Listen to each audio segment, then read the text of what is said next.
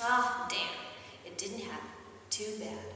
His master made his way towards them, red-faced, a bottle of rum in his hand. Master Yoshimaru then spotted Ranmaru and leered. Ranmaru, how perfect. Stop that girl for me, would ya? The dark-haired girl looked over at Ranmaru fearfully, a frightened expression on her pretty face. Ranmaru gritted his teeth and instead stood in front of the girl protectively, while ignoring the small shock that Ranmaru felt from the control collar for having disobeyed his master's words and direct command. It would only get much worse after all. Ranmaru was used to much worse, though. Ranmaru, with a cool mask of indifference on his face, his expression stoic, spoke in a calm voice. Master, I believe you've had too much to drink. Perhaps you should go back inside where it's warmer, and I could make you some coffee. Ranmaru had a fake smile plastered on his face. Ranmaru's voice alone was able to make his master stop in his tracks. There was something about Ranmaru's voice and the way he carried himself that unnerved and frightened Yoshimaru, though he would never admit to it. He knew it was stupid to fear his own spell-collared yokai slave, but for some nonsensical reason, he still did. Why? It was his gut instinct. There was something behind that stoic, pleasant mask of obedience that his yokai slave usually wore. Something dangerous. He just knew it. His yokai slave was laughing at him behind his back, just waiting for the moment when he'd rip his throat out with his claws, lick them pleasurably, and laugh. Yoshimaru shivered. It was this fear of Ranmaru that bore the hate he held for him, and that made him take away his bodyguard's sword, clothes, and had made him decide to put Ranmaru outside in the kennels with the other dogs, thinking to himself that if he thought Ranmaru was just a dog he would be. Never mind that he was a fox yokai, but yeah, Ranmaru had already mentioned that, hadn't he? But when Ranmaru hadn't even complained of how harsh his treatment had been, that had only made Yoshimaru fear him more, Yoshimaru frowned. He felt like he was playing with fire, and feared that one day he was going to get burned. Master Yoshimaru quickly pulled himself together as he looked Ranmaru over closely for the first time in weeks. Ha! Just look at his yokai slave now. What had he just been thinking? What was he so worried about or afraid of? The yokai slave before him now was pitiful, broken. He had nothing to worry about. He smiled, regaining his confidence. His slave's hair had been left uncut and had grown well past his waist. Once a beautiful coppery color, it was now matted with dirt and filth and almost looked dark brown. Yoshimaru could see Ranmaru's ribs poking through his deathly pale skin, and his fierce golden eyes now appeared dull, muddy. There was no longer a spark of defiance. Nothing.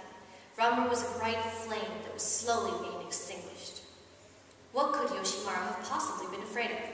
Yoshimaru suddenly felt like laughing for some reason, and so he did. He let out guffaws of laughter, and once he had finished, wiped a tear from his eye. His expression then turned serious, and he turned to glare at Ranmaru. Don't patronize me, dog. You dare to tell me what to do?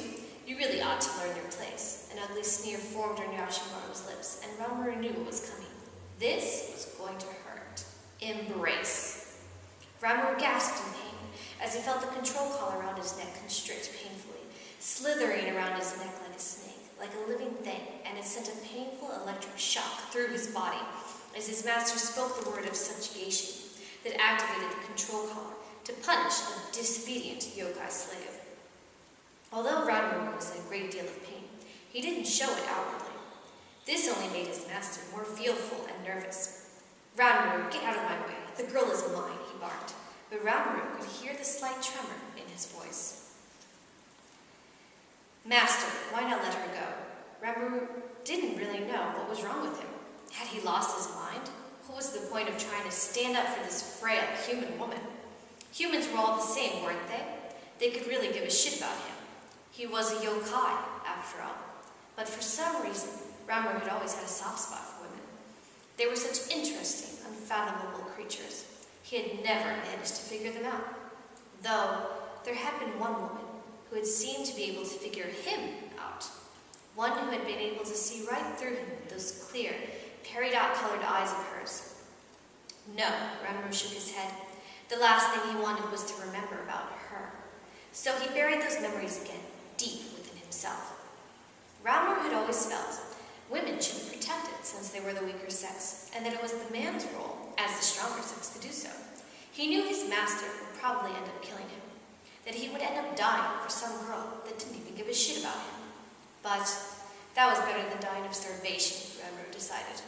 Maybe this was the insanity of remembering the girl with peridot-colored eyes that made him to decide to do this. He'd always be a bastard, but at least with his last dying breath, he may give this girl a chance to escape his master. And really, if he won one over his master, wasn't that reward enough? Yoshimaru stared at Ranmaru in complete disbelief, his jaw hanging open comically before he snapped, "Embrace, embrace, embrace." The collar slithered around his neck, choking Ranmaru painfully, and were those teeth biting into his neck? Then painful electric shocks shot through his body again and again, and his body was on fire. Ranmaru gasped as the pain in his body was feeling caused him to sink to his knees. Dark spots were forming in front of his eyes, and he knew he was close to passing out. Was this the end? To die for the sake of another? Ranmaru had never thought he'd end up going like that. He had failed to protect the girl with peridot eyes long ago. She had been the only one who had truly loved him. He wished he had simply died that day as well. Why had he been cursed to live on without her? Could this one act of kindness make up for everything he had done in the past in the name of war? Bullshit. So he would die alone, but he had always been alone, hadn't he? From the very beginning, he had chosen to tread down the path of obtaining great power. To have great power meant being alone, because power made one different from everyone else. Power eventually turned one into a monster. And who could love a monster? No, he had known for a very long time he would die alone. A monster didn't have friends or lovers. That was the price Ranmaru had been willing to pay for power. Why had he wanted power again? He couldn't seem to remember. Yoshimaru wore a slightly psychotic expression on his face as he smiled down at Ranmaru's sparking and slightly singed body. "Not so high and mighty now, eh, slave? You will pay for your continued disobedience towards me.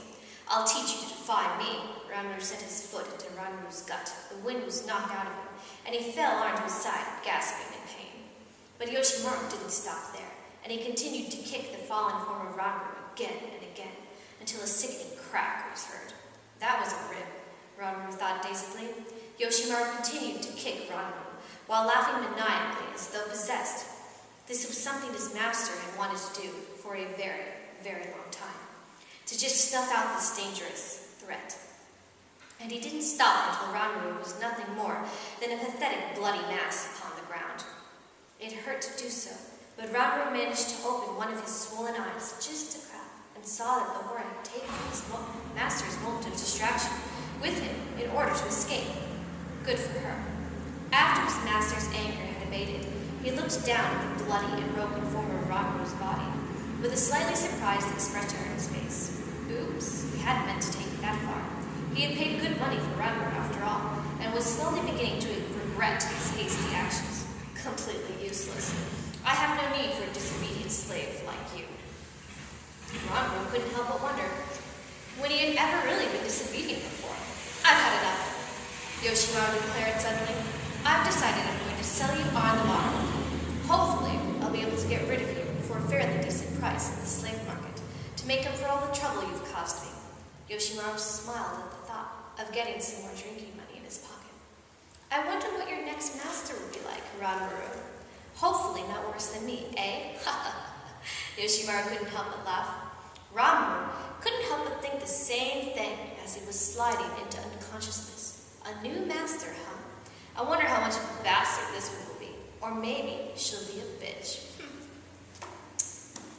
That was prologue of Bitch Eric's Time Samurai Butler. I hope that you all enjoyed it. Thank you. Domo arigato gozaimasu, and see you soon all.